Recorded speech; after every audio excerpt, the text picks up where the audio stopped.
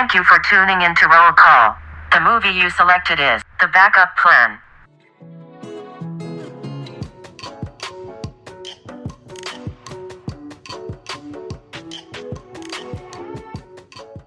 Hey everyone, welcome to Roll Call, the show where two childless millennials gush over movies and follow an actor's journey from their early years throughout their blockbuster hits. Because let's face it, we still miss Blockbuster, but I must say, Netflix is coming in hot. Netflix has been a great clutch, and I wonder if, like, years from now, we're going to see a Blockbuster stand at a cool little artsy farmer's market in Soho. Or like, what if Netflix meets Blockbuster's fate? I don't think so at this point, because they're making original Listen, content. that ship has sailed. Yeah. Like Netflix gave Blockbuster a chance. They said no. Blockbuster broke Netflix's heart. Netflix is going to blame everything on Blockbuster and be like, "Oh, you're leaving me. It's your fault. You broke my heart. I don't want to be there for you when you give birth to these twins. Oh, oops, am I accidentally giving away the plot of this movie that I really fucking hate? Not ready. I'm not ready for this either, but let's get into it." Oh my gosh. All right. What's up, guys? I'm Bria, and I would like the backup plan to back the fuck up for a couple seconds, minutes, hours, the duration of the movie. Yes. I'm your host, Simone, and if you thought that I hated Made in Manhattan, just wait until you hear my hot takes and opinions on this piece of garbage movie today. And in speaking of which, what are we talking about, Bria? Woo! In today's episode, we'll chat about our girl Jennifer Lopez and her comeback movie, The Backup Plan, that came out in April of 2010. So, I am your host of Pop Culture today, so let's take a trip back to 2010, which I must just put a disclaimer out there. This is the year I graduated high school and then eventually started college in the fall, so it's right here. It's a landmark year for me. So, some big things that I think encapsulate MTV at the time of 2010. The Lady Gaga meat dress. Let's just get that out there. Okay, let's do That it. was a moment. Like, just Yeah. WTF. Like, I mean, I feel like between 2008, 2009, 2010, Gaga, it was like, what is she going to do next? How is she going to be topping herself off? Like, I feel like every time we saw her, there was some kind of like one up that we're like, what can she possibly do next? The meat dress, which I can't remember came before or after the Kermit the Frog dress, which was one of my personal favorites. But the meat dress was one of those things where I was like, what in the holy fuck? That was mind-blowing in pop culture. So, still to this day, I don't think has been topped. It's almost a la J-Lo in the Versace dress. Like, Yes, but not as sexy. Yes. I mean, like, Lady Gaga is so sexy and beautiful and has definitely come into her own. It's just the meat dress isn't sexy. The meat dress is not. I mean, God, just think of the smell. Right. Poor people who were sitting next to her at the VMAs, or like the seat filler that had to fill in her seat when she like went to perform or something. Like, They're like, can I switch seats? oh my God. All right. So in other MTV news, we have the birth and the ending of two major reality shows, The Hills, which is one of my faves, and LC Says Goodbye. And we are introduced to Jersey Shore. The party's here. Oh my God. So that is a literal end on one iconic chapter in MTV history, but a fresh beginning of a whole hot mess express. Yes. I feel like it really is the shift of MTV, like shifting from kind of teen culture and very kind of explorative things about teenagers and stuff, like Laguna Beach, The Hills, to hot mess stuff of Jersey Shore teen mom at 16 and pregnant, all those kinds of. Although I will say, Robin Big Fantasy Factory later on. Those were good shows.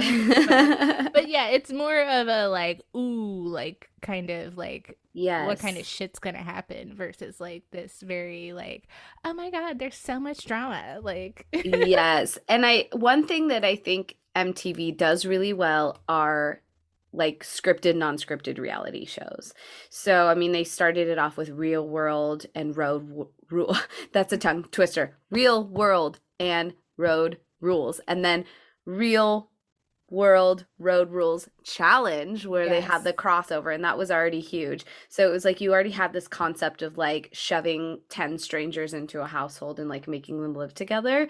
But Jersey Shore just elevated it of like, how can we take the most obnoxiously like crazy, funny, it's so wrong, it's right, and it doesn't make sense, but it does make sense, and put all of those people together in one house with a duck phone and like copious amounts of spray tan and alcohol, and the world just either you didn't hate it, you secretly loved it, but you would never admit that you did. Jersey Yeah. Shore just made sense. Yeah, it's so interesting to think about the fact that Jersey Shore really is like the real world, just in a very specific place, pulling people from that area and not so much like a bunch of strangers from all over the United States, but like New York and New Jersey and like the various boroughs and pulling kids from there and putting them in a house because this is what they're going to do anyways all summer Mm-hmm. and filming them. And the whole like Italian Guidette culture like is just so like interesting for reality TV. And oh my god, the Ed Hardy shirts Oh. galore. Like the gelled hair, the Snooky poof, like just so much. Yeah. There's so much. Like I sigh in like a nostalgic like, oh man. Good Yes, times. yes. Good All times. right. So moving on in some celebrity scandal news, Mel Gibson has his racist um terrible rants leaked in the press as he is in the midst of some kind of relationship problems with his at the time girlfriend, I believe, baby mama. Mhm. Um wow, what a fall from grace because Mel Gibson, once named Sexiest Man of the Year, had good things going for him. Was this so I know obviously I'm Jewish, and so whenever like anti-Semitic things come out in the press, like I always feel like my little feelers are like "Beow, meow, yeah. meow, meow, meow, meow." And so that was like a big topic in my household. But was this also the time where he like called the officer sugar tits, where like he got pulled over for like a DUI and he like yelled at someone, he was like Miss Sugar Tits, and he was like really mean to the police officer? I'm not sure, but it probably is either around this time or follows this big I issue. I wouldn't be surprised if it followed it, because yeah, the anti-Semitic stuff was such a bummer. I mean, Passion of the Christ had already been released. We are Yeah. it was one of those things where it's like, damn, we should have seen this coming anyways. Kind of Oh very man, all close right, relation and to like 16 and pregnant teen mom kind of stuff. To me, the celebrity poster children of this are Levi Johnston and Bristol Palin. They get engaged in 2010 oh, and uh-huh. they're like everywhere, and he is clearly like trying to ride the fame wave that happened due to Sarah Palin's vice presidency nomination. But yeah, woo, talk about a hot mess on the tabloid Oh circus. yeah. Like Oh yeah. and then just a big broad stroke because as we are getting through these years, I'm realizing that the more specific we get, the less stuff we have to talk about in the future. But Of a course. broad stroke of this time is this is kind of the beginning that we see a lot of major celebrity cheating scandals. So to Mm. kick this off, we have the king of cheating scandals, Tiger Woods and Oh. his harem of women that we find Yes. out he was banging on the side. And then we also have have America's sweetheart Sandra Bullock gets cheated on by Jesse James post Oscar win. Yes, post Oscar. So Jesse James was automatically canceled because the world, I don't think Talk about Sandra cancel Bullock, culture. Like, literally, yeah. And I don't think Sandra has ever done anything wrong. I can't remember a time where we're like, Sandra, really? Like, she truly is America's sweetheart. We love you. We stand by you, Miss Bullock.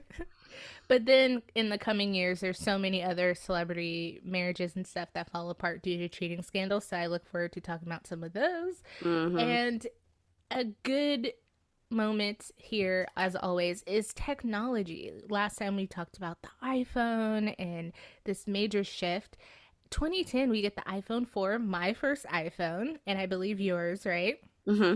So, um, do you remember, being a Bay Area native, do you Hmm. remember that the iPhone 4 was left at a bar in Redwood City, and um, I forget who, but somebody, some kind of technology website or something, paid tons of money to get this this prototype of the iPhone and leaked it everywhere, and the design was everywhere. But also, in relative like to now, the size of the iPhone 4 screen is the size of a credit card. No, it was Yeah. that small. Yes. Okay, it's funny because you you don't notice when you get a bigger phone, it's like a gradual change. And Yes. but then when you hold a smaller, or when you hold a older generation phone and compare it to your current one, you're like, oh yeah, this is small. Yes. Like Kevin still hasn't upgraded his, and he's still rocking, I think, a 7. And so I'll pick up a 7 and be like, whoa, like there's just a huge difference. So I can't even imagine the 4, the screen as big as a credit card. I mean, that's only slightly bigger from what the iPod screen was. Yeah, I mean, it was tiny. And also, officially, Android is here. They are Mm. playing the game alongside iPhone in terms of touchscreen phones. My first smartphone was actually a HTC, so it's a more affordable, accessible way to get a smarter phone without plunking down. I think, what was it, like $500 for the iPhone at that time when it Yeah, first something came like out and that. stuff. So yeah, woo, Yeah, big changes. big changes. I mentioned it kind of cheekily earlier, but Netflix really is taking off. They are still sending DVDs in the mail, but you can now stream certain things from your, excuse me, Xbox, your PlayStation, your Blu-ray player, whatever. Roku was still, or was a thing at the time. I didn't even know that, but so Netflix is taking off. And we have the introduction of another social media giant, Instagram. Oh, yes. Back when you would just take pictures of your food and random things and random places and The your friends, innocence. and use really bad warm filters that washed The you out. sepia tones Yeah. definitely were huge. Bria, can you remember your first Instagram post? A while ago, I was gonna just delete my whole Instagram feed and start anew, and then so I deleted a few, but I was like, this is gonna take a long time, so I canceled that program or that idea. But no, I don't remember. I know looking back, like just in general, the things I posted, I was definitely trying to post like, oh, this is like a cute little artsy shot of this, or so nothing of value really. But Well, and but it was something of value to us at the time. yes. My first Instagram post was a picture of saltwater taffy. And I was like, I forget what the caption was, but it was just like, I love saltwater taffy. And it was just a very blurry handful of taffy in my hands. And then I think the next one was the artwork at Trader Joe's. And Yeah, I will say that, like, looking through my old Instagram, like, I feel like I posted so much like wholesome stuff that yeah, that's exactly what it is. It's wholesome, innocent, what we interpreted as youngsters to be like, this is artsy, but then it's like really whatever. so I have a feeling I deleted my first post, but currently some of my first posts are pictures of musicians from concerts I went to. So the very first one is this band called the Darcys, and then we have some Bombay Bicycle Club. So they were together, I believe, when I saw them. But then I have like stuff like my sketchbooks and pictures at St. Mary's, and just like a cup from Fat Slice in Berkeley, and sushi and Taco Bell. Like lots of food pictures, lots of concert pictures, lots of random pictures of architecture and stuff like that that I thought was cool. So, I mean, I would like to get back to that. I'm very, oh my God, I hope what I post is interesting and cool. And I'm very in my head about it, so I don't post a lot. But looking back at that, like, I definitely wasn't in that space then. I was just like, oh, I'm gonna take this picture and share it. Hell yeah. Yeah, it's not, I felt like early Instagram, you didn't overanalyze what you wanted to post. It was just like, here's this picture of this cup from Fat Slice. Enjoy it, motherfucker. And now it's like, everything's so curated. It's so, I have to think of a witty post. I have to think of some funny hashtags. I have to think of, the best like filter stickers or whatever to put on it. It's so. People who have like timelines that are like all the same tones and color like scheme, like, oh my God, I could not, like, doing our stuff is hard enough. I could not do that personally. But yeah, it's just so much more involved now than, and I feel like part of it too is like Instagram really was like, you would just follow like people you knew, like what's your Instagram, like I follow you, like because you're my friend, or we're in class together or something, or like we work together. And now it's like you follow all kinds of, like, once celebrities and just other kinds of accounts, meme accounts, all that other stuff came into play, then it like just, it went away from being this like niche space of seeing like maybe what your friends are up to, or what they're doing. And now 11 years later, it's like trying to keep up with the times. And I think some people would rather, and this is now our Instagram podcast, but I think that like with how Instagram is now, it tried to be like Snapchat with the stories, and now it tried to be like now it's trying to be like TikTok with reels, and just all the different, and then also a combination of the both with the different kinds of filters and sound effects and funny things that you can do. And it constantly updates and changes that I'm almost about to lose my fucking patience with Instagram, because it's like, I just can't keep up with all these changes. Well, I'm getting get ready, because it's going to change again. It's really gearing up towards being more like TikTok, and I'm not really looking forward to that. I wish they would kind of go back to being like a photo app. Just have it be a photo app. Let TikTok be TikTok. I still can't get over the fact that Vine's dead. Like, I'm still mourning Vine, honestly. And now I'm seeing in TikTok reels that people are using audio from famous Vines. And it's just this, like, I'm like, there's nothing new with that. We always knew that, like, audio from those Vines were funny. So you don't have to touch it and have it be this, like, new thing. I don't know. I'm old and grouchy. We can cut this if we feel embarrassed. All right, so moving on to one of my favorite subjects, music. And again, I'm trying to paint broad strokes and leave some specificity. Leave being specific to maybe some future podcasts. But these are artists that I saw on list of songs of 2010, and I think they carry on a little bit into the decade or further as well. And I feel like you just hear these names and you're like, yes. And you can probably think of a song or two or more of them that encapsulates this time. Yes. So to start off, oh my God, such a superstar now.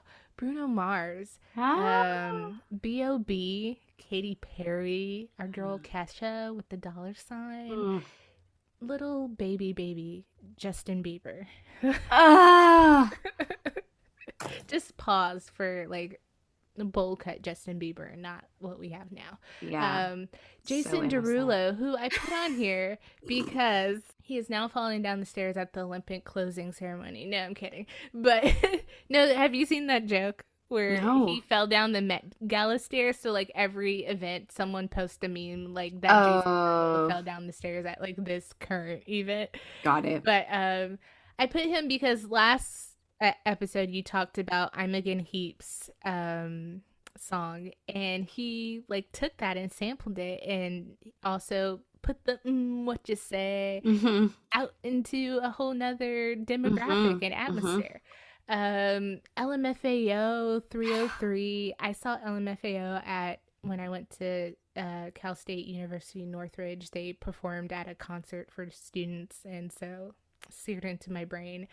But yes, but them 303, they definitely helped usher in like EDM and stuff exploding at that time. We have early Nicki Minaj, Drake, red-haired Rihanna, who Chef's kiss, like Yes. Mwah. what a era.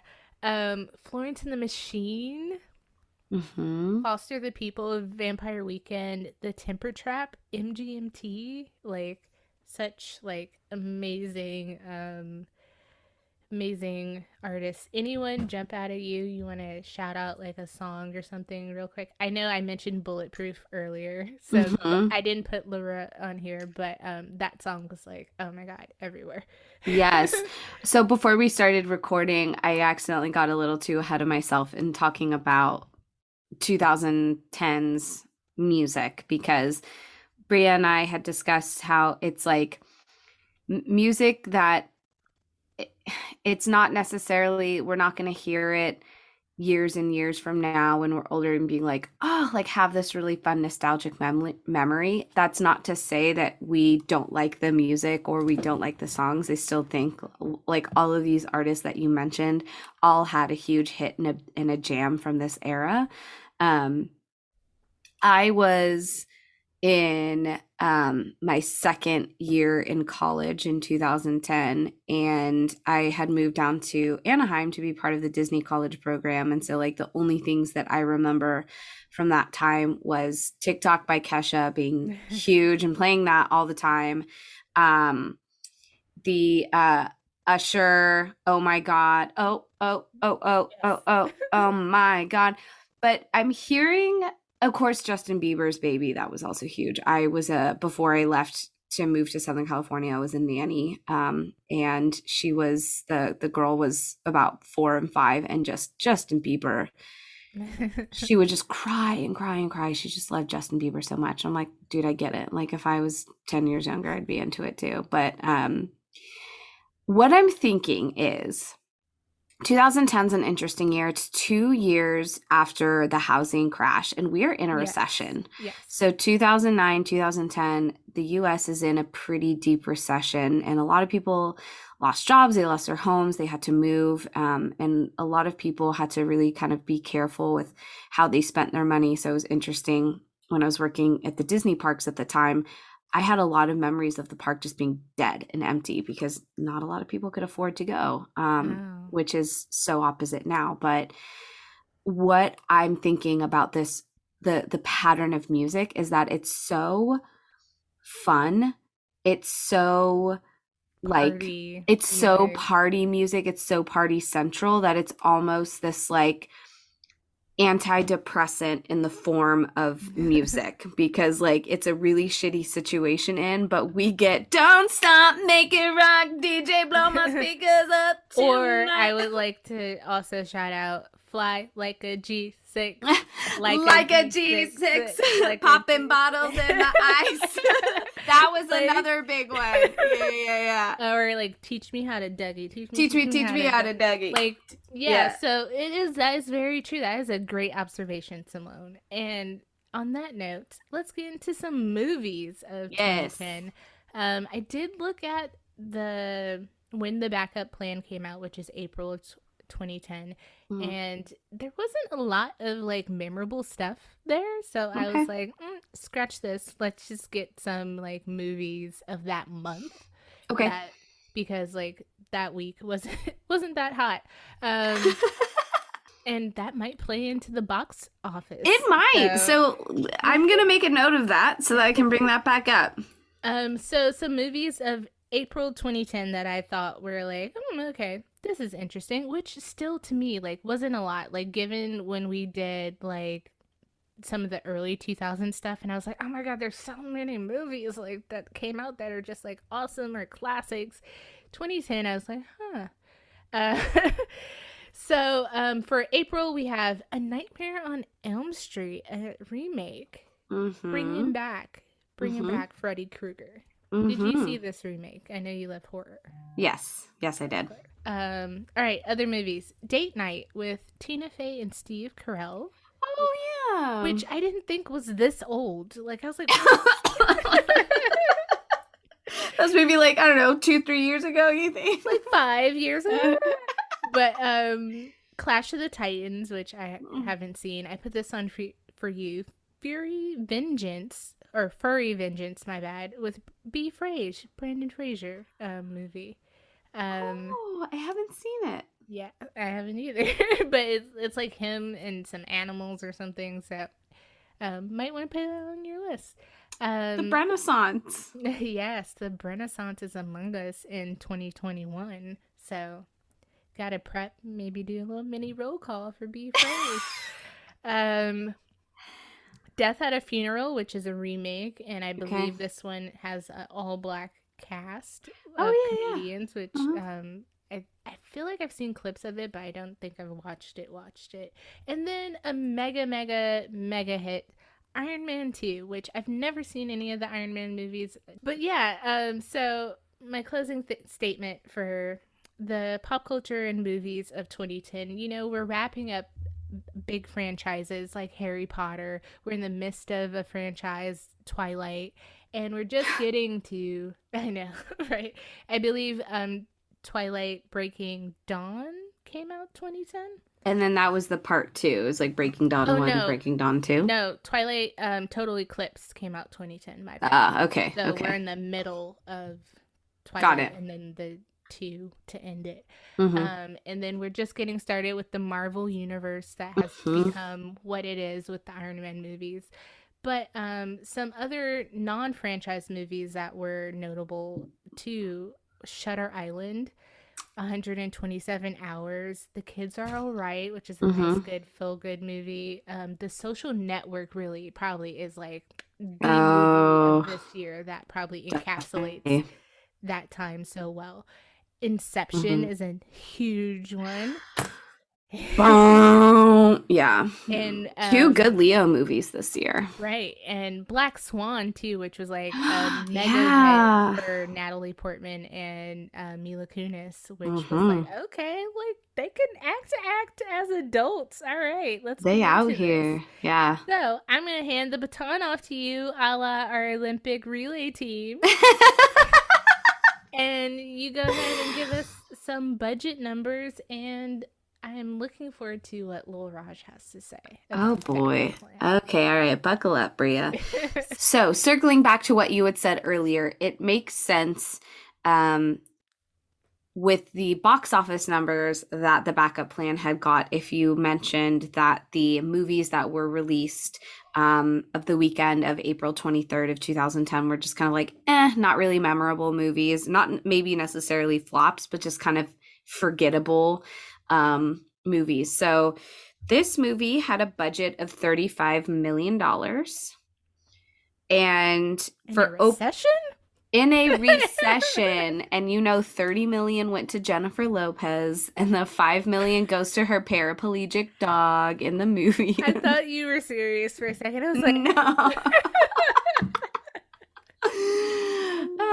But I mean, this movie, like set-wise, budget-wise, reminds me a lot of The Wedding Planner, because it takes place in like big cities, and not in the way that movies like The Cell was made, or where they had to create like some really, really elaborate stuff. But yeah, so this movie had a budget of $35 million.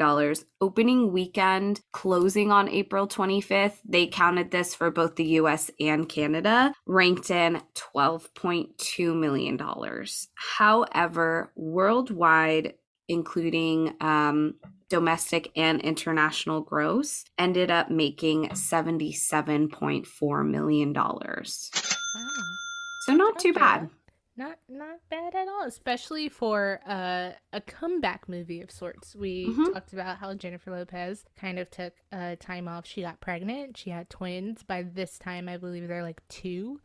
So this is her first movie back, and not a bad turnout, in my opinion, in terms of money. Yeah. Well, it like doubled. It like made itself back and then doubled. Yes. So, and then plus a little bit extra on the side. So overall not too bad. It's the twins. That's why. It is the twins. All right, my favorite part, my homeboy Lil Raj. What does he have to say? Okay, all right. So I'm not going to make you guess on this one. I'm just going to be very transparent on what Lil Raj has to say, but we are going to do a guessing game on how many pumps of butter we think the other person would give for this movie. And if we get it wrong, now we know what to talk about in our next group therapy sessions. You don't know me at all. You don't know me. Okay. Lil Raj, we know, is a fan of Jennifer Lopez. But He's a J lover. He's a J lover, but he was not a fan of this movie. Lil Raj gives this 1 star, and he says, don't make this a movie. Ooh. To be more specific, Hold the phone. Yes, go ahead. That is spicy. Lil Raj came to the library and he said reading is fundamental. Like, that is the shadiest thing I feel like he has said so far. Yeah, just don't make this a movie. He said some movies are no better than second-rate sitcoms. Other movies are no better than third-rate sitcoms. The Backup Plan doesn't deserve comparison with sitcoms.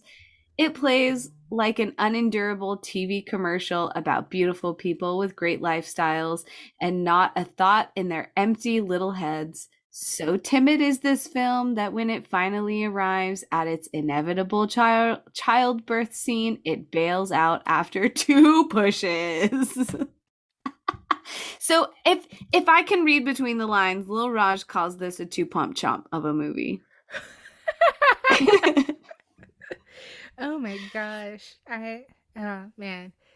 Well, I don't disagree. I am living for his word choices and his explanations. So let's get to our opinions on this movie.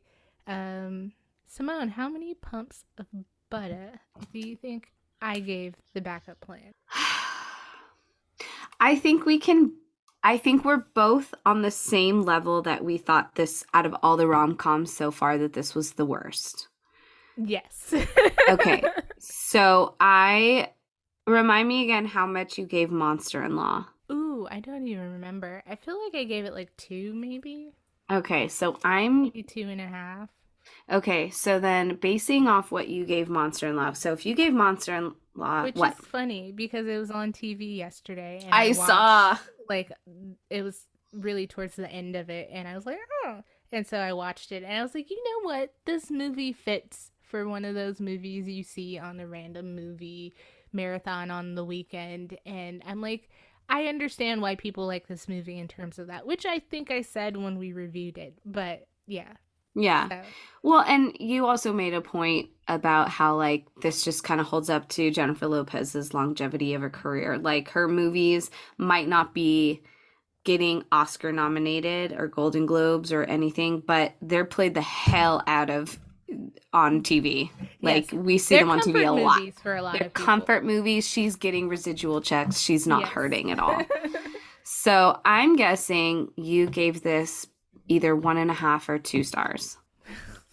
If I could give it less than 1, I would. But yes, I would give it 1 pump of butter and probably like a very lazy pump of just like, like let's go.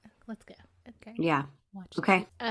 For you, I know that forget. I want to say it's ants or something, but I remember you being like, you know what? I'm not even wasting real butter on this movie. I'm just gonna give it like a spritz of like the I can't believe it's not butter spray. And I feel like, and this might be true for me, so I'm gonna project this on you. I feel like you would spritz it in the air and like spit in the popcorn. Just like a nice little like mist of butter, not committing to anything, just the essence. It's there. It's like when people joke about mimosas, like you just waft orange juice over the champagne. Fuck the juice. Like I'm here for the champagne. So yes, that is my guess. You absolutely nailed it. And when you had said if I could give this negative, like if I could rescind, if I could take an extractor of the butter that's already put in to cooking the popcorn, I could, just so that it was just like a raw kernel. I don't even know. The start of this movie, I'm going back to the concession stand and be like, I don't want this shit anymore. Like, give me nachos. Give me something else. Oh, yeah. Give me nachos or like just alcohol. All right. Well, I think that segues into a great portion where we can talk about the cast of this. And like, I think we can just get through that pretty like, because I'm dying to really just talk about the movie. 100%. But I don't have any problems with the cast. Yeah, I think like most rom-coms, what makes it truly a comedy is the quirky side characters that you see.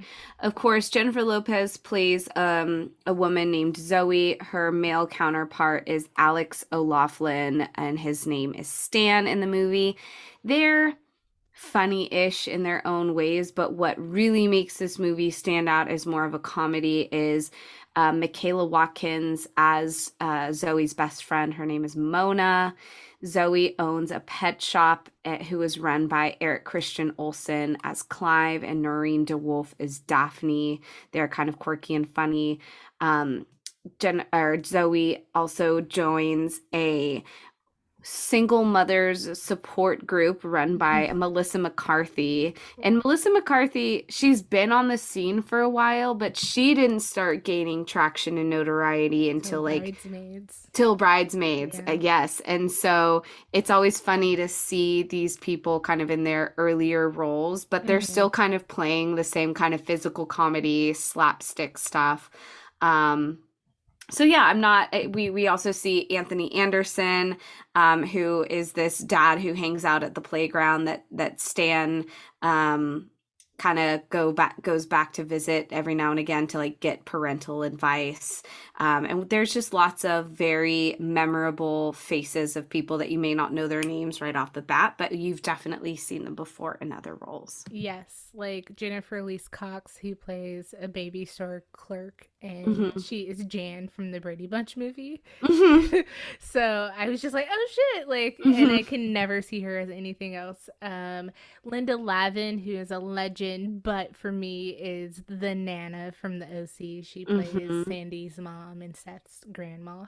And then I will say that to me at least, I feel like Mona and Zoe wouldn't really be friends. Like that pairing was off to me. And given the pairings we've gotten in like Monster-in-Law of her friends and Adam Scott and The Wedding Planner, like I think those are stronger groupings of like friend groups than this movie. But overall, you know, it is what it is. I thought Anthony Anderson was pretty funny, and him and Melissa McCarthy obviously are like, to me, the funnier parts of the movie. Agreed. But yeah, so not a bad cast. Mr. Alex O'Loughlin is Australian, which I didn't know. Oh, interesting. Usually, like Brits, I feel do a good job covering up to do an American accent. Aussies, it's a little bit more hard because Aussie accents are so thick and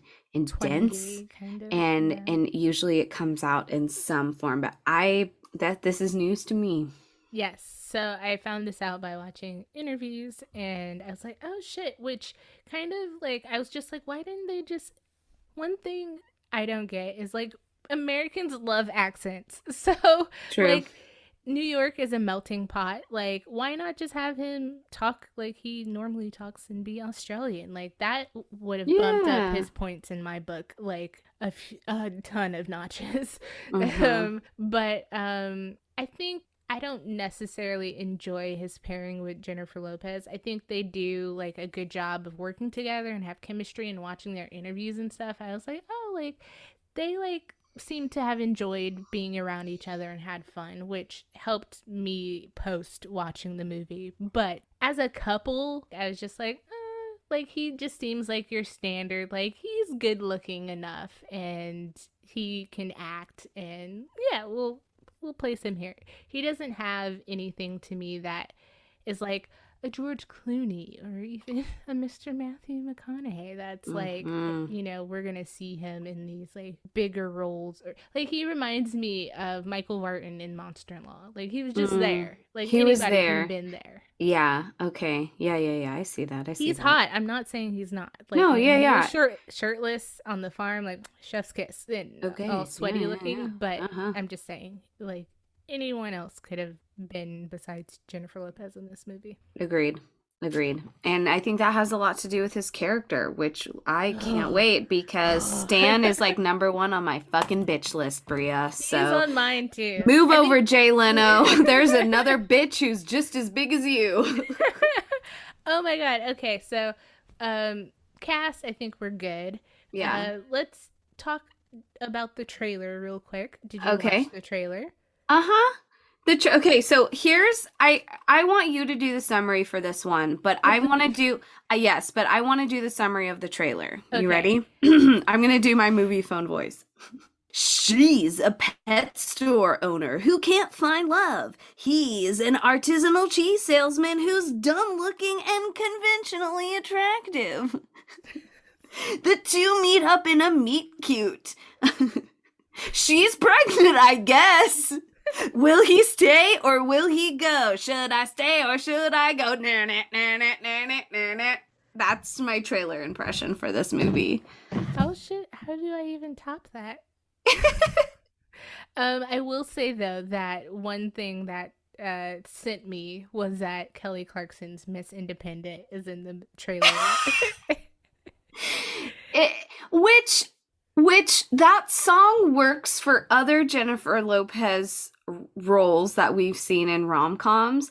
Zoe is independent. She makes her own pet store, which we find out after adopting this like really bougie dog from a high-end pet store, but he was like severely inbred and has a lot of um impairments, so shall we say. And so then she just ends up like quitting her corporate job, taking the money and like buys out the pet store. So she's independent in her own right. She's independent in that like she's not going to wait to settle down and find a man if she wants a family to start creating her own family by her own means. But yes, it felt like a really awkward song for the trailer. I was just like, this is so 2010. Yes. Okay. Diddle, Give diddle, it to diddle, me. whatever happened to being independent? Yes, exactly. Okay, so summary of the film. Like Simone kind of alluded to and said, Zoe is, I'm assuming, a 30 something independent business owner. She owns a Mhm. pet shop. She's of an age where she's like, I know what I want. I have all this other stuff. I'm happy with this part of my life. I want kids. I'm not in a relationship. I haven't found the one. So I'm just going to get artificially inseminated. And so we meet her really on that day. Yep. And then by happenstance and serendipity, she gets into a taxi cab. She's having a great day, by the way. She's, In the walking on rain. walking on sunshine, a la J-Lo. And she gets into a cab, and very New York, someone else is like, hey, this is my cab. And it is Stan, Alex O'Loughlin's character. This is their meet cute, which is not cute in my book. But so this is how they meet. And then eventually, she winds up seeing him at like a farmer's market. And he comes over and he's like, hey, like, did you know I was here? And okay, I'm not going to point out such specific things because we're definitely going to get into that. But I'm they see rubbing each my other. temples Yeah. already. So they see each other again at this farmer's market. They wind up, chatting, flirting, whatever. And then he also makes a point to go to her pet store to see her and try to get a date out of her. They go on a date. They like each other. After that, of course, she finds out, wow, the insemination took and I'm pregnant. So what's going to happen now? I just met this guy I really liked. Okay. So they go on another date. They wind up actually fornicating. And at that point, she's like, I think I should tell you I'm pregnant. He's like, whoa, it doesn't happen that fast. But then she has to explain to him. And then there's a lot of back and forth of like, are you going to be a part of this? Are you not? I really like you. Do you like me enough to, want to be a part of having these babies with me? And eventually they decide, yes, this is what we're gonna do together. And she has the babies, and in our minds, I guess they live happily ever after. I'm not sure because the ending is very like what? Okay, so that's my summary. That I feel like that was terrible, but No, this movie is so bad that like any summary would be fine. It's like insert pretty girl, insert asshole man, but still like conventionally good looking, but always has just like a huh kind of expression on his face. Insert quirky friends and quirky people, insert cheese, insert dogs. You're good. That's the movie. So one thing I would like to circle back to, because I'm in the midst of editing our Made in the Manhattan. I'm in the midst of editing our Made in Manhattan episode. Is that we for Roger Ebert's review, you pulled this quote about rom-coms that I feel like we're obviously not fans of this movie, and I feel like there are people who love this movie and it's just like, oh my god, that's one of my favorite J-Lo movies, or that's like one of my favorite rom-coms of her. And like, I get why people would like this movie, but this is where I feel like we're coming from with our review of this movie. So Roger Ebert said, and you also pointed this out in that episode, that we go to the movies for many reasons, and one of them is to see attractive people fall in love. This is not shameful. It is all right to go to a romantic comedy and not demand it be a searing portrait of the way we live now. What we ask is that it not be dumb, or at least no dumber than necessary, and that it involve people who embody star quality. And then he goes on to say that Made in Manhattan is not dumb. And I pulled this quote, and I'm glad I was editing because I'm like, the backup plan is just dumb. Like, that's why, to me, it doesn't very work. And it's not the premise of this movie that's dumb, because you have other movies that have similar, plot lines. Like, you have, there's another movie in 2010 called The Switch Up with Jennifer Aniston that talks about artificial insemination. What's that Seth Rogen, Katherine Heigl movie where Knocked Up? Oh, yeah, Knocked Up. Where they just get pregnant like right away. Yeah, randomly. it was like a one night stand and she gets pregnant, yeah. So like, you can tackle, and trust me, I've read some fan fiction that is along the lines of this plot of this movie, and it's just the way that you go about telling this story that, has to work on a certain level before, or otherwise it's just like, okay. But yeah, so how do you feel about what Lil Raj said back then and how it applies to the backup plan? I mean, yeah, I guess the difference between the two, and I was going back to like reading if there was something else that Lil Raj had said in his review of Backup Plan that might have been similar. The difference between this and Made in Manhattan is that at least you're like kind of rooting for your characters in Made in Manhattan.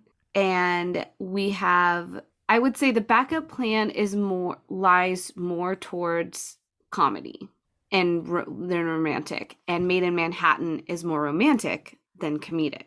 Yeah. And so that quote pulls well for Made in Manhattan, because it's like, sure, sometimes you just go to the movies to watch like two really good looking people fall in love. But for the backup plan, there really wasn't too much romance. It was more like awkward arguments followed up by comedic bits in between. And like in total in the movie, Zoe and Stan break up 3 times. And it's like just this kind of whiplash, will they, won't they? And I think for a movie like The Backup Plan, I might have expected going into it to watch two attractive people fall in love, but that's not how I would have left the movies. I would have been like, I guess they made it. It's that Avril Lavigne, all this time you were pretending, so much for my happy ending. It just kind of felt like, okay. So I guess the quote still applies to most romantic comedies, but I want to say not to this one. No, that's why I brought it up. Like, yeah. I don't think that this movie succeeds as a rom-com because it doesn't succeed in that way of, like you said, it, like making us like want to see these two attractive people fall in love and root for them. And agreed. And again, it, like he said, it doesn't have to be this like amazing in-depth thing about like what life is like now. It's a very like surface level genre, rom-com. Sure.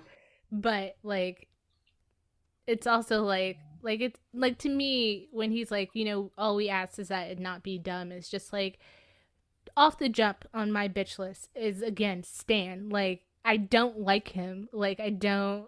Yeah, I'm not. I like Ralph Fiennes way more than Stan. Like, and it's not Alex. It's not how he looks or anything like that. It's like his actions, his words, his behaviors. He's just written really like crassly, and I don't understand why you would write a romantic interest in this way and not have some kind of redeeming moment or qualities of him that is like, okay, he's an asshole, but like maybe he has a soft heart of gold or something. Like, yes, during the many times in which these characters broke up and split up, or you know, kind of tried to call it quits, I was like, good, you're better off like going your separate ways. But in movies like, I want to bring it back to the rom-com that you brought up with Knocked Up with Katherine Heigl and Seth Rogen.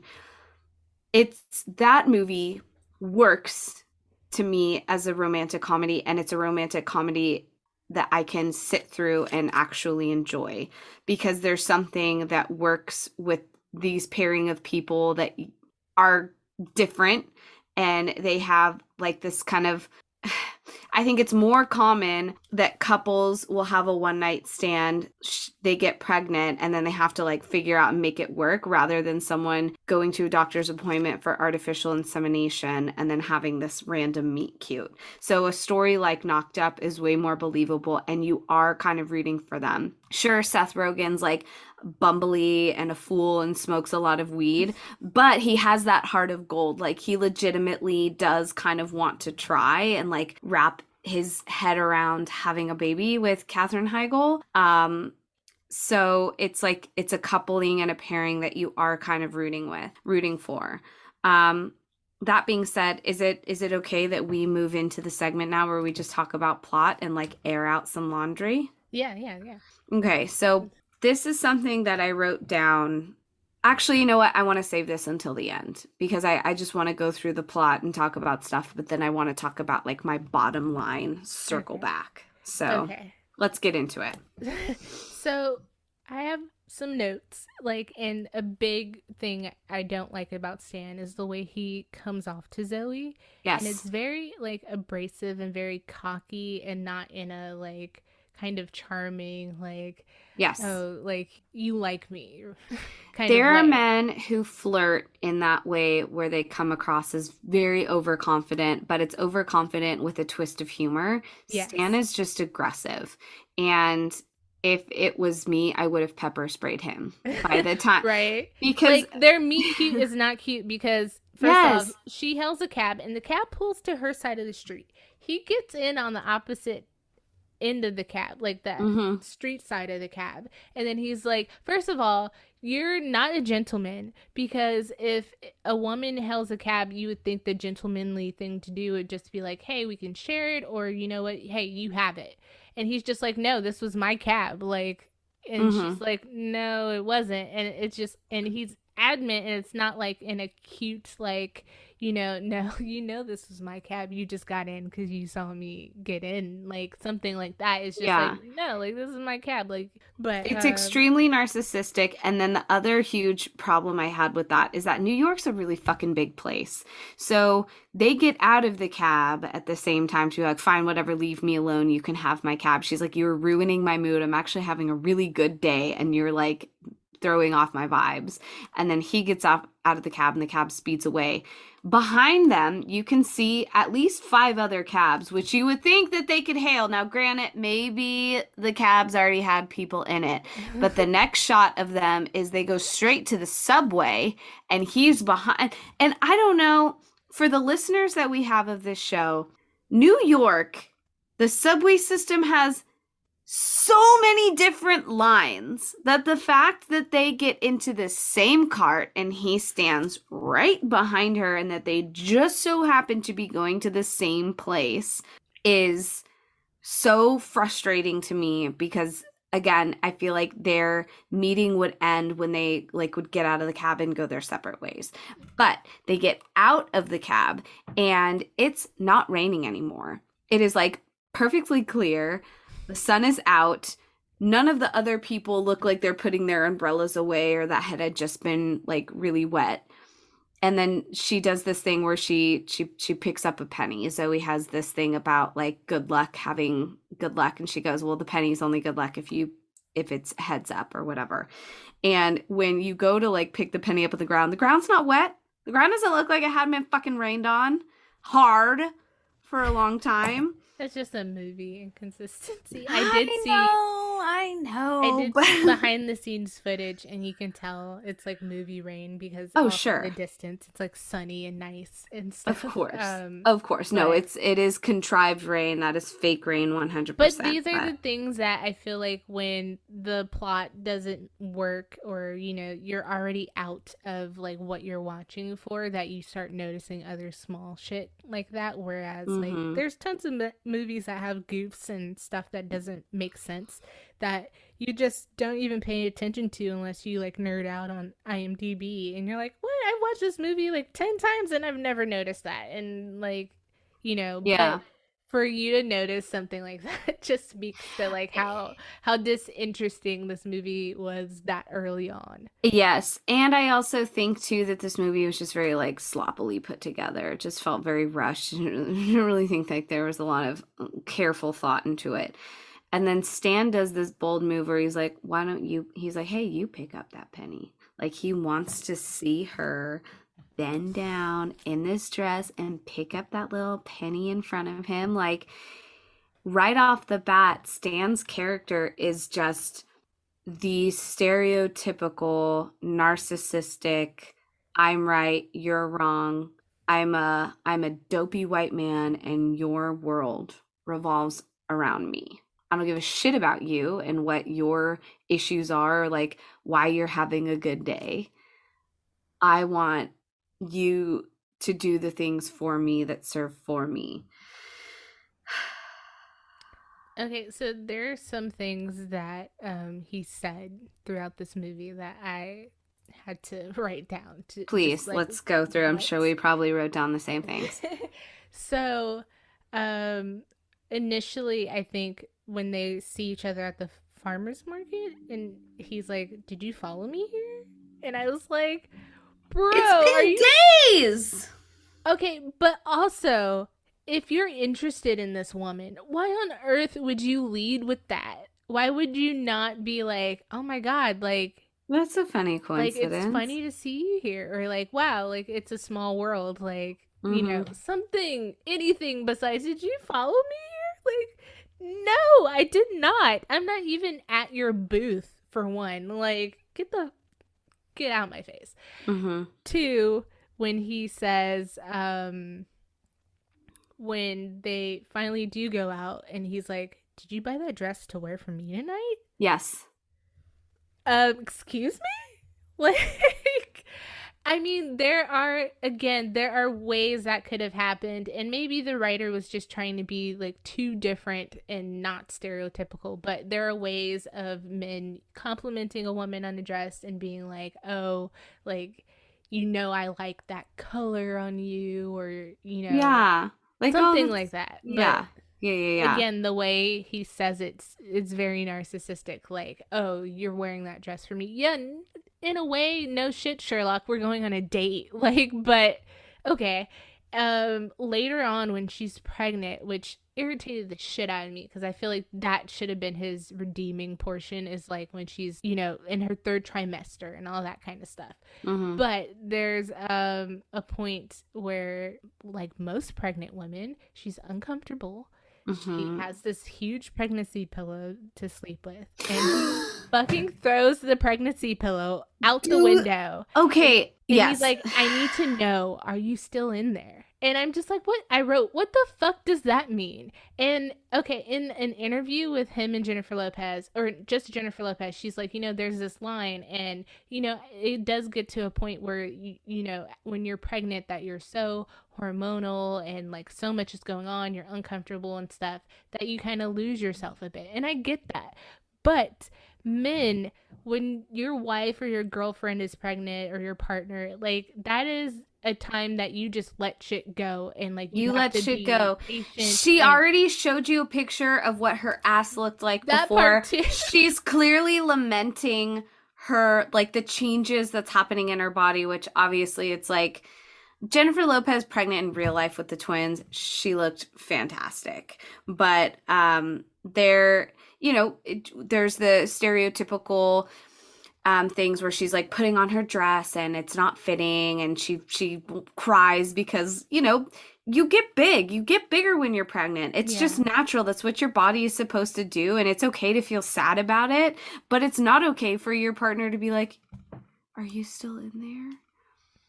Not like in addition to your body, but also like the original you, the you that I met before you were pregnant. But going back to that fucking pillow, Bria, we always say we are childless millennials, so we don't have personal experience with buying things that have gone through for pregnancy, but we know people who have gone pregnant. Yes. Do you know how expensive those pillows are? Oh, they're expensive. So if he threw it out in the dumpster, and I'm not like yelling at Jennifer Lopez's character, but if it was me, I'd be like, what the fuck? That was like several $100s, and I need that to, like, you actually need that to sleep comfortably through the night. And the fact that he felt so replaced by a pillow, it's like, yeah, get over it. I need this to have a good night's sleep because there are like two living human beings inside of my womb playing soccer and kicking, and it oh my god, yes. Okay. And then when they get back together, because they break up, and for the billionth time, because he's an asshole still, and he's like, they're at the farmer's market, and there's this cute little chick who has a booth who's just like all up in their business all the time, and so she sees your muffins are shit. So she sees Zoe, and she's like, oh my god, you're pregnant already? Like, you guys haven't been together that much. And they like kind of she dated Stan, I'm assuming, because she's like at one they point. did. It was mentioned because they go to night school together, and so like early on at school they had dated for a little bit. Yeah, so she's very much like that girl he left you for, that is still like in Monster-in-Law, his ex-girlfriend, that's still kind of like, well, we can still... Oh, yeah. The trifling. Yes. So she comes over, and she's like, wow, you're pregnant, all this stuff. And she's in, I forget how the conversation comes up, but basically he says, you know, they're not mine. Like, she got artificially inseminated, and that was just like, pause. What do you mean they're not yours? Because we've agreed that we're gonna do this together. His mindset should be like, these are my kids, and not like, well, they're not mine. Like, but you know, we're working on stuff. And so she's just like, no, you cannot be in that mindset this far on. And because you know what's going to happen when I have these babies, are you going to still be like, okay, well, I can leave because they're not my babies? Like, Yeah. So that was like, that move, that part made like probably the most sense in this dramatic back and forth of their relationship. And I was happy for Zoe. But then of course there's like this part where she gets all sappy and she's like, oh my god, you know, you really, oh, he gets a fucking We're like jumping all over the place, but to stay back in this mindset. So when we eventually release this episode for broadcasting and we work on our social media, I recorded reactions to me watching this because I knew that I was going to be screaming and yelling at the TV. And at this part in the farmer's market, where Stan had referenced, you know, well, they're not mine, but we're working on it, whatever. And then the muffin bitch is like, well, to be fair, he said that he never really even wanted kids. And it's like, fuck off, muffin bitch. You are like not part of this conversation at all. But the fact that and then she's just like, oh yeah, like this isn't going to work. I don't want you to be a part of this if this is your mindset. She has every single right to say that to him because this was her original decision, her body, her choice. She wanted to do that. And she's going to have these babies regardless of if she had met Stan that day, right? And so he was the one who insisted on being in her life, insisted on asking her out time and time and time again, insisted on kind of having sex and pushing things forward and like moving things along. And then when he makes the reference to, well, they're not really mine. And she's like, okay, you know what? Like, I don't really know if this is going to work because, you know, who says 2 years from now you want an out because you realize, okay, these aren't actually mine, whatever. Or like, they're not mine naturally, you know, just because they're not yours physically, DNA doesn't mean that they couldn't be yours in any ways. That's a whole other separate conversation. But what stands, my biggest bitch list with Stan is that he turns everything back on Zoe and he makes everything her fault as if they already met and then she went to the doctor's office to get pregnant. Yeah. And like threw this on him and made their relationship ruined by being pregnant with twins. And so he spins that conversation to make it seem like it's her fault and that she was the one who dragged him into this when I can't. So Bria, I don't know if I should like hold up the audio and hold up the phone of me watching this, or if I should just text it to you and we include it as like part of getting ready for releasing this episode. But that part in particular was a huge issue for me. I will say the shining star of that scene is Stan's like cheese salesman in the back. I said, everyone at the farmer's market has to pretend like this conversation between the two of them is very normal. And they're just like, oh, what's this? Yeah. Okay. Yeah. Uh-huh. Yeah. Let me smell this. Let me sample that. And they're like I got very much like eyes on the wall vibes where they're just like listening in on this very intimate, extremely personal conversation. But distanced off in the background, you see Stan's cheese salesman, and he's just like, and then he'll pretend to like get busy with something, but then he'll like look back up. That motherfucker didn't speak a single word in the whole movie, but he acted the best. His acting was A+ because he had to pretend like everything was normal. The farmer's market cheese partner had no lines but captivated my heart with his background acting was my final note on that. Okay, so I have a question for you. Okay. Because going into this movie, I have a friend, Isabel. Isabel, if you're listening, what's up, girl? I have a friend, and I know that this is a rom com movie or a JLo movie that she likes. Mhm. And so I was texting her while I was watching it. And so, of course, I'm bitching. I'm like, oh, Stan's horrendous. I can't get into this, all this stuff. But she, she made a point to point out that, like, Zoe doesn't tell Stan right away that she's pregnant. And I was like, I don't feel like she needs to. That's a weird thing to bring up with someone you just met and you don't know where it's going. Like, Right. you think they shouldn't have had sex until she disclosed that information. Like, that was a very movie, like, oh, this will be funny way of telling him because they just did it. And he's like, Mhm. it doesn't happen that fast.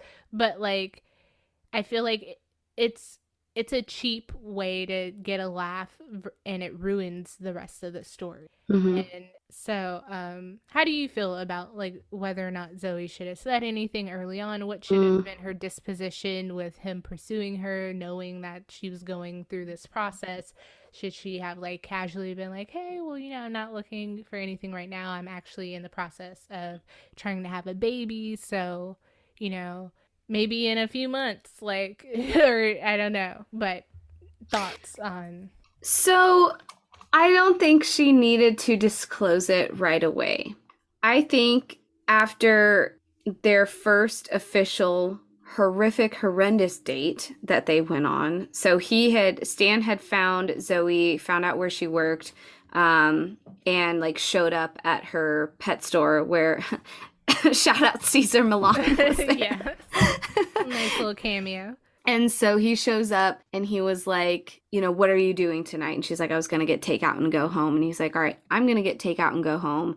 Let's just go to the same takeout place. We'll order separately. We'll go our separate ways. And that's that. And they grab some hot dogs. They kind of make their separate ways. But he did call her, I guess, a day or two later, the day that Zoe found out she was pregnant, because she decided to take the test, I don't know, 2 minutes before the date started, which was another thing that I wrote down of like, why, if you thought you were pregnant, to either just like, I can't question it because I've never been in that position. I've never been in that position where I've been anticipating getting pregnant. And so I can imagine it's probably really exciting. So I take that back. I rescind that. But she takes the test like right before Stan shows up. Her dog accidentally, like, he thinks it's a toy. He swallows it. By the way, that test is absolutely ruined. Pregnancy tests are incredibly fickle, and there are a lot more complicated instructions on them than you think, than besides just pissing on them. But that's besides the point. That's another movie logic thing that I don't want to really get too much into. They go on this date. In a picture, it's a nice date. Like, he brings them to this little community garden, has this really nice setup with candles and some wine and pizza and whatever. Like, it's really cute. She has a glass of wine. Again, she doesn't know she's pregnant yet because her dog swallowed the pregnancy test. And some comedy and mishap and chaos ensues. Stan like spills over a candle. The table gets lit on fire. Spills wine on her. Yeah, spills wine on Jennifer Lopez's dress. And then the table catches on fire, and then Zoe gets a hose to like hose off the thing. Then he gets really muddy, whatever. That date's a disaster. So for me, I would have been like, you know what? Maybe this is a sign that things just aren't going to work out. I'm going to go fucking up. Like, it was really nice. Good try. Like, you know what? It's just not for me. But they decided to go out again later. He invites her to his family's farm upstate, and that's where they have the goats and all the farm animals and stuff where they make the fucking cheese. Personally, if it was me, I would have disclosed the information before the romantic getaway weekend, because nothing says we're gonna fuck if you invite me to your beautiful bed and breakfast farm upstate. And so if it was me, I would have wanted to disclose that information then, rather than like, oh, I'll just kind of wait and see how things are going. But it's also a very personal choice to want to disclose that kind of information. Well, and I didn't think about this when I was talking to Isabel, but pregnancies are very fickle. Like, you don't tell people right away usually, just because you want to get to a certain point where, like, it's for sure, like, you might miscarry, something might happen. Absolutely. And So to tell him like right away is to me out of the question. And then I was like, and then they have him going to night school and he finally tells her this as if it's some deep like thing that's comparable to her pregnancy. And it's like, Yes. homeboy, that's not the same level. Way two different things. But I'm glad you said that, Bria. If it was, so going back, maybe she could have disclosed the information when she went back to go get the ultrasound and she found out she was having twins. Then that's when shit gets really serious. But you're absolutely right. Pregnancy is an incredibly fickle thing. And that even though she was pregnant with twins, I mean, lots of complications can happen when there's twins. Yeah. But the issue I had with that is when Zoe decides to go to the cheese farm, they fuck. It's actually like kind of a hot little moment. Yeah. But in their post-coitus smelling like cheese in the hay, she decides to tell him that she's pregnant. And then he gets angry at her where he's like, you lied to me. And it's like, oh, no. No one lied to you. That's just like withholding some very private and intimate information. So you don't, yeah, I barely know you. Like I felt like his reasoning felt like he was being lied to, felt very off-putting to me. No, yeah, for sure. Like there's just so many moments of Stan reacting to Zoe that are just like, it doesn't make sense. I wouldn't have put up with this. Or like, this would have turned me off. This is not attractive. This is not romantic or anything. And it's like, she didn't lie. Okay, this is what I said. I said, there's something I need to... Okay, so they're walking around the property. So he's like, actually, you know what, Stan? There's something I need to tell you. And he goes, hold that thought. So he cuts her off. He doesn't let her speak. He goes, hold that thought. He opens up the barn door where all the fucking cheeses are, and he wants to be all cute, like, I made a Zoe cheese. I made a cheese after you. And then they fuck. He goes, you lied to me. And I said, dude, she didn't lie to you about it. You never gave her the chance to tell you in the first place, you piece of shit. Stop mansplaining cheese and just listen to her. Yes. He's just not attractive. Like, his behavior is just not attractive. And definitely not someone I would think about wanting to raise kids with. Like, yeah. Because someone can be hot. Someone can be good looking. Alex O'Loughlin, like, not a bad looking person. No. But his personality just makes him so unattractive and such a fucking asshole. And, okay, so... to me, this plot, again, I don't think it's totally implausible for this movie, because I questioned myself. I was like, is this even a good plot or storyline for a rom-com? And I'm like, no, you know what? It can work. It works. But, like, one of my things is that, like, I can totally understand having him be, like, off-put. Like, wow, you're pregnant, like, you decided to get artificially inseminated and you're pregnant and I just met you, we really like each other, wow, I don't know what to do with that, and have that moment. Like, that's human. I think that's very much human. But again, like you said, like, him blaming her or shifting it to being like her fault or she's put him in this position, it's like, no, homeboy, you pursued her. Yeah, like, you pursued her. You were the one who kept pushing. You were the one who, like, insisted. And if you really liked her, like, or, you know, really have strong feelings for her, then, like, yeah, it's weird and all that stuff. But at the same time, you know, you take the chance of, like, okay, this might be worth it. Like, this is something I want to figure out with you. And I just feel like, too, after that point, obviously, we said there's a lot of back and forth of them, you know, he goes with her to the ultrasound appointment. They go looking for, do they go together to look for a stroller? No, she comes back with like a double wide stroller and baby clothes and stuff. And he's like very off put by it. He's like, why do you have all this stuff? I'm having 2 kids. Like, we're gonna need this stuff. Like, because nesting is part of pregnancy. And I understand being overwhelmed. Again, like, this is a weird situation, but he is so, like, abrasive about it that it's just like, are you, like, sure you want to do this. Like, Yes. and I don't buy it. Like, I don't buy that he like wants to do this for the right reasons. I think he really likes Zoe. I think she's obviously, Jennifer Lopez is beautiful and So she's hot pretty. and she's got her shit together. And so, yeah, she's a great catch. But I feel like that's it. Like, and it's just like, this is a little sped up. So it's believable to be like, oh wow, this is a lot right now. But it's just so abrasive of just like, okay, you said that you were down for this. Like, can we have some moments of you just like reckoning with like, shit, this is a lot, but at the same time being like, okay, this is a lot for me, and this is also a lot for Zoe.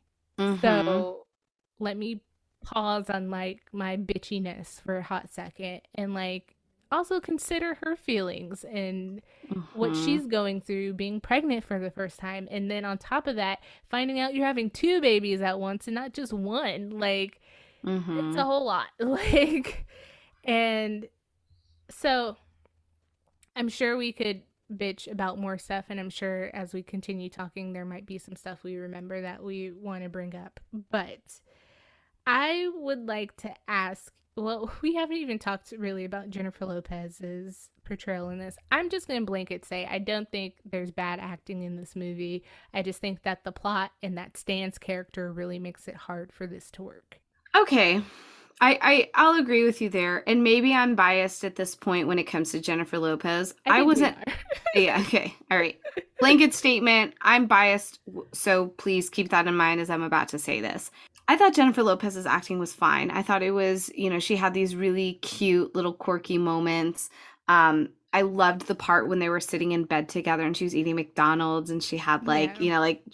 shit in her hair, and then when she goes over to Stan's cheese farm and she's eating chili with like the Oh, bread and yeah. she's like scooping it up and into her mouth. Like I just thought that that was so cute. Or when she Um walks out of the insemination office and she's got her legs together she's and she's she's like like trying squeezing her to have it legs. not come out, and they're like, you don't have to walk like that. Like, Yeah. she's definitely embraced like her comedy chops, I feel like, by Yes. this movie. And Yes. so where Wedding Planner and Made in Manhattan, she's like, these are her first two rom-coms, she's like feeling it out, and I think Monster-in-Law probably helped her a ton.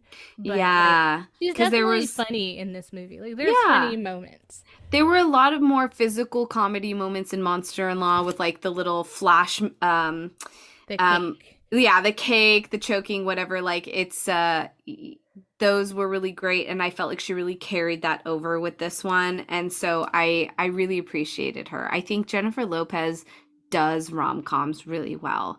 I think it's just the characters and the writing that just made it really cringy for me. And I'd like to for a moment just talk for a second about their like backstory, which for screenwriters gives them a justifiable reason as to why they are the way that they are. Mm-hmm. So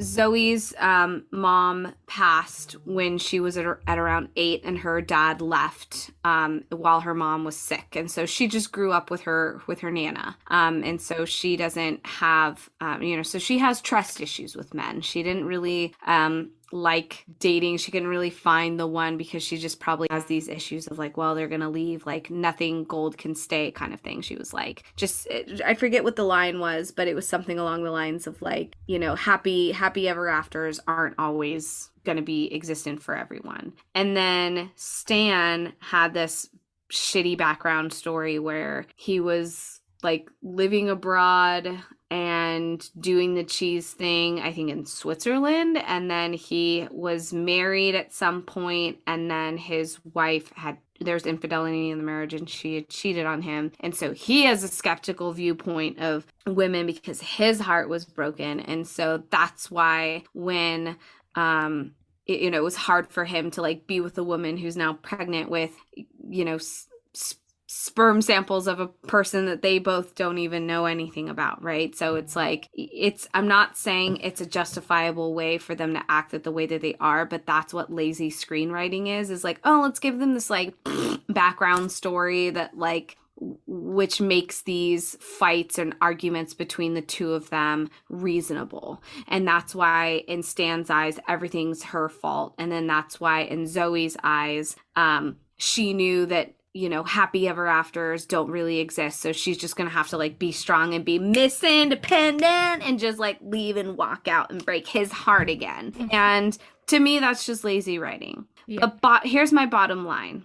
I'm not arguing that it wouldn't be a difficult situation for a partner to be in, especially in a new relationship. So I'm not arguing that what Stan's going through wouldn't be difficult. It would be hard for anyone. I think it's hard even if you are married in a loving relationship and then you find out you're pregnant with twins. Like, that's fucking scary. That's a big deal. But this movie has such a strong male viewpoint. Yes. That it's not, and it's not about him. When you're pregnant, when a couple is pregnant, like, it's about an experience together, but your focus, I'm sorry, men, it fucking shifts off of you, and it makes your spouse, your partner, to be comfortable, to be healthy, and to make sure that between the two of you, you're going to have everything you need to bring these babies into the world. So it's not about him, but Stan makes everything about him. And that was just kind of my bottom line. Well, that is an amazing bottom line, and I agree. I definitely at one point had a note that was like, this movie is very like a male point of view. Yeah. And it doesn't make sense for, to me, a rom-com. But yeah, the story would make sense more if Stan was the main character and then he meets this woman yes, who he falls in love with, and she's like, hee, I'm pregnant. And so, but because it stars Zoe, it stars Jennifer Lopez, it really should be about her. Okay, so I wrote that after the pillow part because I was like, I can't with him bitching about this pillow. Like, I feel like it makes this more of a man's movie. And I feel like that because his concern at that point was himself and like being like, are you still in there? But also, after he throws out the pillow and she's like, yeah, I'm just blah, blah, blah. He wants to have sex with her. Like, this is, bro. Now it's convenient for you. Now you're horny. Like, you couldn't have me at my chicken nugget. You can't have me, like, post throwing out my expensive ass pillow. Fuck you. Like, I just, that to me, like, I could understand, again, like, I do believe Jennifer Lopez when she was, talking about, there is where you lose yourself because so much is going on with pregnancy and you're not really who you were and stuff and you're a shell of your former self. I totally feel like I get that. Honestly, my friends who have been pregnant, not my fave while they're pregnant. I'm just like, okay, can't wait for you to get this baby out. Like, but at the same time, I have patience and understanding that this is only happening to them for this amount of time right now. And I feel like as a romantic partner, he should have had that understanding. And then on top of it, that him segueing right into sex and then like it just demeans her. Like, again, like, what is he there for? Like, are you there to be a partner to this woman and help her have these babies and be there for them? Or are you there to bang her while you can, and then when shit goes left, like it had, you're like, I'm out. These aren't my babies. Like, and that's another thing. When he said that and she's like, okay, well, I don't think this is going to work. He also did not fight for her. She wound up coming back to him after her grandparents' wedding. And I'm just like, no, he should have came after her and realized he fucked up because he did. She didn't do anything wrong. And, well, I mean, she's not perfect, but that's something, too, that Isabel was like. I was like, well, he's, like, such a dick. And she's like, well, it's hard. You're going to look like an asshole next to J-Lo in a rom-com. Like, and I'm like, yeah, but at the same time, it's just, like, the way he was written is just so, like, there's nothing redeeming about him. Yes. So, okay, I mean, I added to your bottom line a ton. My bottom line would be, I think, I don't know. I agree with your bottom line, and I think my bottom line would be, and I think this is a good segue maybe to this, my bottom line would be that I think that this topic and this storyline could work. I think the execution was poor, and the character of Stan does not help the situation. And maybe we can get into our fixes and like if this movie was remade, how would we remake this movie and how would it work? Because I think this movie could still come out. I think it's a very relevant topic of artificial insemination and deciding to have a family on your own, you know, depending on, you know, not being in a relationship and stuff. Personally, my fixes for this movie would be that we could have seen more of her dating issues. Like maybe we get a quick like um you know, like kind of turnstile scenes of her going on these dates and it's just not panning out. And so obviously she's at this point where it's like, look, I haven't found someone. I'm making this choice for me. So that we get that. And then on top of that, the biggest thing to me is I feel like if they're going to have these quote unquote backstories of issues and stuff, they need to date longer before this happens. And I feel like obviously she gets artificially inseminated, so that's the curveball of it all, and you don't delay that. But I feel like maybe she takes the pregnancy, like ruining the pregnancy test is like another like cheap ploy. But like maybe she takes the pregnancy test and it's a false negative, and she's like, okay, I'm not pregnant. I really like this guy. Let me give this a shot. And then later on, she starts to realize, like, she gets sick and stuff, and then she's like, and so she goes to the doctor or takes another test and realizes she's pregnant, and they've been dating for like a month or two and they really are into each other. And I feel like that helps us, hopefully Stan is written better, but that helps us buy into their relationship more and buy into him seeing this through with her and being like, okay, well, you know, I really like you. This is weird, but I want to see where this goes, versus like this like lust pursuit of like, yes, I really think this chick is awesome or whatever, and it just seems very surface level from the way it's written. Have a better, I agree with everything you just said. Instead of that strange Pixar style opening where everything's animated for the first few minutes. Oh my god, can I just say that I have a major problem that I think that it's supposed to be Jennifer Lopez. She looks white. She does not look like she's a woman of color, that she's Latina or anything. Like, I'm like, am I watching the right movie? Yes. Like, who's this white Mycene character? Like... Agreed. Which makes me think, I was like, I wonder if they made that, if they already had like someone else in mind. But yeah, it's like they didn't throw even a filter on that bitch. Throw a sepia tone. Come on, bringing it back to Instagram. That was one of my first notes, actually. It was like, intro credit scene. I am bothered with how white the animation is. Is it supposed to be J-Lo? Like, yeah. Okay, sorry, but yeah. No, I absolutely agree. So instead of that very awkward animation, to have the opening credits be like, past montages of her on like just shitty dates with like funny, like fuddy-duddy kind of dudes. I think that would have served so much better. And then she decides to be, she goes to her doctor's appointment. She goes through with the artificial insemination. Her and Stan have a meet cute, but it's a lot better than the taxi cab confessions thing. It's going to be a lot, maybe he like bumps into her it's at the farmer's market, and she like tries his cheese or whatever.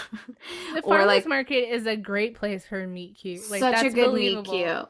Very believable. Or even like he walks by her pet store. Maybe he has a dog or a pet or something, and then they like have that cute little meet cute. I totally agree with everything else, that then she finds out she's pregnant and it's like, okay, all right, let's see how this goes, and then the two of them figure it out. I don't see, sometimes, you know how you said sometimes you just have to let movies movie.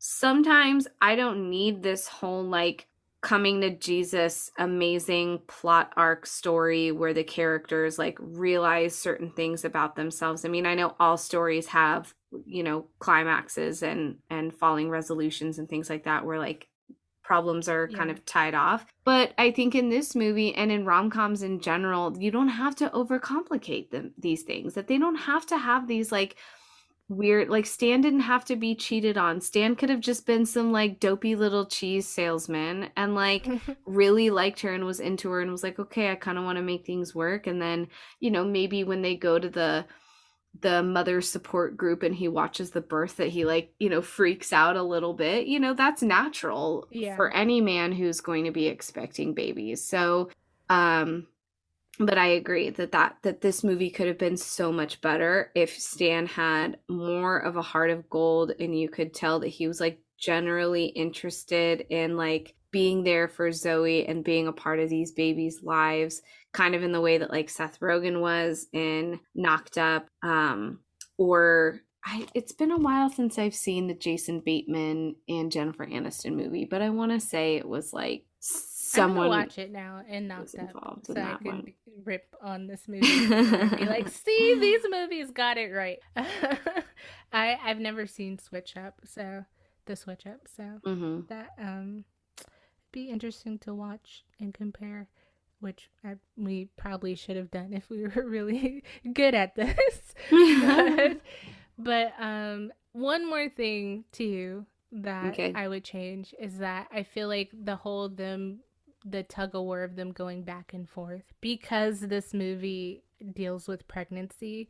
I feel like the comedic moments comes from the pregnancy, and I would have rather had more of those funny like hijinks moments of, again, like the eating and the like buying stuff and how like overwhelming that could be. The birthing scene to me was like a highlight in the saving grace of Mm-hmm. this movie, because it Mm-hmm. was just so funny and so much was going on, and it seemed like they had fun filming it, because in interviews and behind the scenes stuff, like Jennifer Lopez is like, I don't think we had like a straight take. Like, I just kept laughing and they just had to edit and work Yeah, around that because it's just so funny, like agreed. Melissa. And so I wrote that my favorite part about this movie were the outtakes in the ending credits, just because yes. that part was so funny. So it should have leaned on the comedy part of it all more, like Knocked Up probably does, like because Mm-hmm. it's a Seth Rogen movie, and we could have done less of the drama of their relationship. And yes, that's part of it, but like it's also funny. Also, a movie that came to mind is Baby Mama. That's such a touchy subject, Oh, surrogacy, but totally. it's so Uh-huh. fucking funny. Like, Mm-hmm. and yeah, just And make it it also stars funnier. like two awesomely amazing female comedics Yeah. or You know comedians. what? No shade to Alex, but maybe Jennifer Lopez would have been better off paired with a comedian actor in this movie, like a Jason Bateman, instead of Alex, who, Mm-hmm. right? I think he's in Hawaii Five-O and stuff, Mm-hmm. but Yeah, he just seemed like too cocky and pretty boy. It almost would have been funny if it was oh God, his name just escaped. Jason Segel, who did like a Forgetting Sarah Marshall. see, I think it's hard to pair Jennifer Lopez with them because She's she's just so so. beautiful. Yeah, I like know you Katherine need. Heigl's pretty, Kristen Bell's pretty.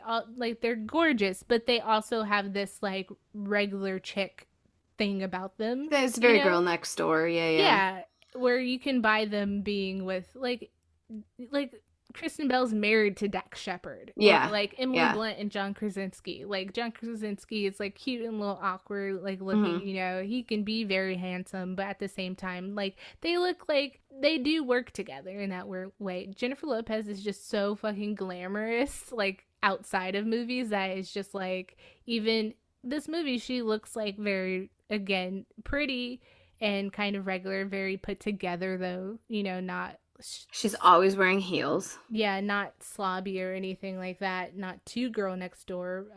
Very much like businesswoman next door. But like she has to have someone kind of on par with her hotness I'm level, trying to think if there's but a male funny. comedian who is like also like whoa, like really hot and good looking. Because like I think humor adds a lot to someone's attractiveness. Yes. I think Seth Rogen and like Okay. Jason Segel are cute in that way just because they're He's not a hilarious. comedian, but I think he could pull off, like, again, like J-Lo, romantic comedy, like comedic timing. Paul Rudd. And they're like the same age, so it also makes sense. I don't know. I like I Yeah, like no, it. no. I love it. That's good. Yeah, and Paul Rudd, he would just be like, he kind of has that like lost look sometimes where he's just like, I don't know what's going on, but I'm here and I'm gonna have a good time with it. Or James Marsden. Okay, interesting, because James Marsden's a pretty boy, but a Yes. funny pretty boy. Yes. Like Enchanted, where he's just... Yes. Okay, all right, Bria, I like these hot takes. Good answer, good answer. Family Feud. All right.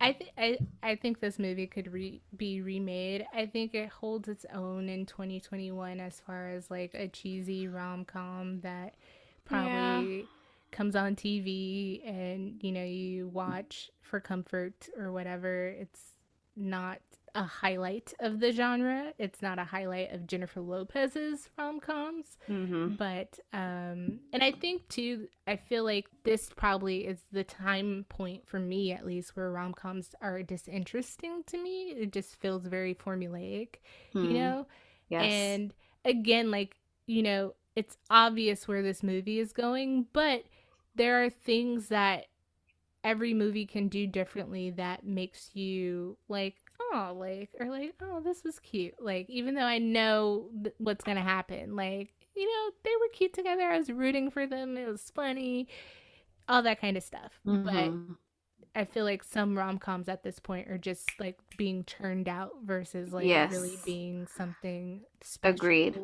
I don't know how to explain it. They lost their charm. They lost their charm. And despite me really not caring too much about the rom-com genre as a whole, there are moments in rom-coms like in Made in Manhattan and Wedding Planner and other, like How to Lose a Guy in 10 Days. There are moments where I get a little goosebump where I just go, oh, like, because you can't help it. Like, there are some really sweet moments.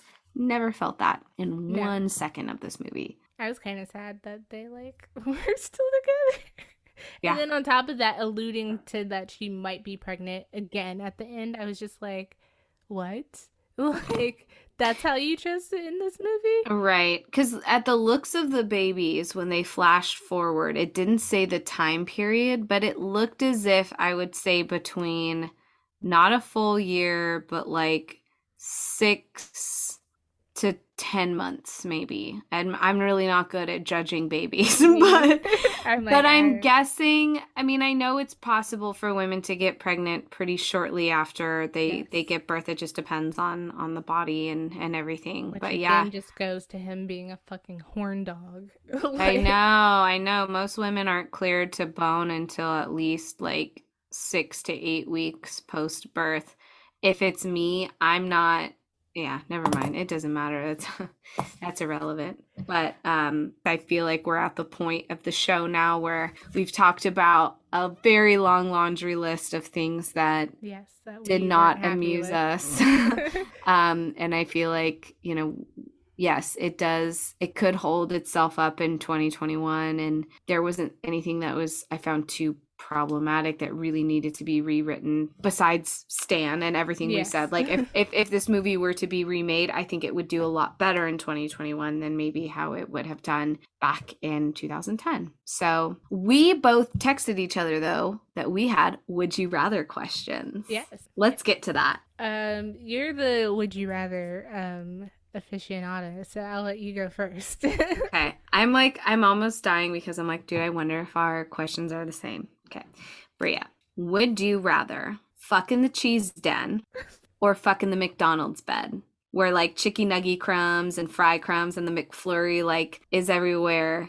Or would you rather fuck in the farm with the cheese? Yes. I don't know, because like the cheese one I wrote, is this hygienic like for the cheese? Like the cheese is like like, are we tainting the cheese's atmosphere? Like, are we about to spoil some cheese right now? So someone tastes the cheese and they're like, this tastes like sex. I don't know. That popped into my mind. I do love a rustic setting. I love like rustic looking weddings. I think they're beautiful. So like that part of it appeals to me. But then I'm just like, but the McDonald's stuff is very regular schmegler and they're in a bed. So like sign me up for that. Am I pregnant? Like, cause she's pregnant when they're like in bed with the McDonald's. So Mm-hmm. that's another question. Like, is it just a scenario or is It's it the it's condition? just the setting. It's the conditions. So never mind the fact that you may or may not be pregnant. If you're dating someone and they would you rather, if you had to choose, would you rather have sex with your partner in a cheese den around the cheese or in like a messy bed and Let's you're like eating Mickey D's, you're watching a movie and then you look at each other and you're like, let's make out and fuck. let's fuck up the cheese den just for to fulfill like my rom-com fantasy. Okay, Like, okay. I like that. what about you? So I love cheese, but I don't always love being around the smell of cheese. And I think that the Oh, smell of the den would be a little off-putting. that's another thing. Like, was the cheese stinky cheese? Like, All 'cause cheese is stinky at is some it point. what is the smell going on in there? That might change my mind. If it stinks, Hmm. then how are you in the mood? I So, think that there's something kind of cute about like eating junk food in bed and then like watching something stupid in the background. Like we put on The Office or yeah. something on in the background and then you're like, let's make out and see where this goes. I don't know. That's just to me that seems more like what sex is life in my what sex is like in my life It's anyways. realistic. It's Yeah. more realistic, yeah. Okay. Per always, I'm second guessing my choice, but I'm gonna go with cheese den. Okay, Okay. so I realize I don't really have a would you rather, but I have a question, really, Okay. a la enough, where Ooh. we're appalled that her husband turns her down, like getting in the shower. Yes! I'm glad you brought this up. Okay. The beginning of the movie, Jennifer Lopez is having dinner or lunch with her friend, coworker, pal, and what's his name? Clive, I believe. Clive. Yeah. So eating with Clive, and so she's like, "Will you have a baby with me?" Pretty much, like she's like, "We don't have to do it or anything. I just want your sperm. Like I want to have a kid. You're my friend." Blah blah blah. And he says no, and I was just like, "How dare you turn down Jennifer Lopez wanting your sperm? How dare you, sir?" So my question is probably a very easy answer: would you turn down giving JLo your sperm? Okay, or plot twist if she asked me to be a surrogate. Ooh, yes. Or to Because that, donate a egg or two. Like, oh, I would give my eggs to her. Absolutely. Hand over fist. I think that would be fantastic. I don't know if I could be a surrogate just because I think wrapping my mind around being pregnant is still a mindfuck to me. But if I was a man and she asked me to provide sperm, yeah, and I would be okay with like putting it in, you know what I mean? yes, I just thought that I was like, skirt, like what is this scene? Like Yeah. And then there's the second rejection when they're in the McDonald's bed and she like leans over and yes. she wants to kiss and he's like, not right now. I'm like, Because she has chicken in her hair. Eat the chicken nugget out of her hair and like just be fucking like, get on with it. Like, ah, yes, get on with it. drip I that think there's McFlurry something all like over me. Like, both. Just feed me seductively French fries. I Mm, mean that rejection, yeah, that was dumb too. I was just like, ouch. again, him and the sex. But Yeah. all right, for another fun bit, I don't have one for this because I was just so off put. I could not even, as we've done this, and once you mentioned it, think of anything. But you do have a cocktail and movie spread. My 2 cents is that it should probably be in a baby bottle. But would you bless us with your cocktail hour? Yeah. So for the snack spread, I'm going full artisanal charcuterie board for this. I feel like snack spread has to be And something, muffins. yeah, little snacks that you get at the farmer's market. So like figs, muffins, Jam. some jams, some crackers, some nice cheeses. I'm going like that's full snack spread for this. For cocktail, I'm going red wine just because that's what they had on their first date that he spilled all over the dress. But I love your idea of putting it in a baby bottle. How fun. All right, That is an excellent choice. I didn't think of something that simple because it actually works for this movie in so many ways. So there's that. All right. Well, I think this is probably like 2.5 hours of goodness. So, also, I just want to. The ginger babies. Cute. Cute.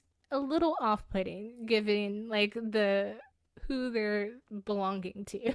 Like, right. I So was the just like, red, wow. the gene hairs that are the genes donated from the donor that she chose from were really strong. The red hair genes, I think, are really strong. It like really, if you're doing your old fashioned like Punnett square math, red hair often is like extremely dominating. So it shows up in, that's why like if it like sometimes I'll look at Kevin in the sunlight and there's like flecks of red hair, even though not a lot of people in the family have true red hair. I think his grandpa had red hair at one point. But anyways, yeah, redheads have super duper strong genes, but it did look a little off-putting because in some ways the babies kind of had like, you know, like big round brown eyes, kind of like J-Lo, but then they had this like bright fiery hair. Cute babies, Yes. but it's a little weird. And on that note, let's close it out again. All right, let's shut her down. Let's shut her down. Whew. Man. All right, you guys, thank you again for listening to this week's episode. Pretty much a bitch list, really. Truly. And to the people who've stuck with us so far, please come back for another episode of the great value version of Inside the Actor Studio. Seriously, thank you for sticking around, particularly after this episode. If you do want to take another deep dive down this IMDb rabbit hole with us, please stick around next week. I can't guarantee that this might be any different for me because next week we are going to be discussing 2012's What to Expect When You're Expecting. Ooh, I'm sure we're going to have comparisons between this movie and that, so that should Definitely be very interesting. Wait, we'll actually be talking about J-Lo's album Love, which came out in 2011, and then we'll be talking about what to expect when you're expecting. So, another bonus episode is right around the corner. And on that note, I'm sorry if you really love this movie. We still love you. But if you've got nothing better to do, maybe go figure out a theme to watch a bunch of movies you have never seen. I'm your host, Simone. Please subscribe to this blessed mess and leave us a like if you're into it. And I'm your host, Bria, and it would be awesome for you to wipe off those buttery popcorn fingers and give us a review, maybe cheesy fingers too. Ooh. Also, follow us on social media. We're at Roll Call Pod on Instagram, TikTok, and my fave, Twitter. So, on that note, this has been another episode of Roll call and and cut. Charcuterie Board.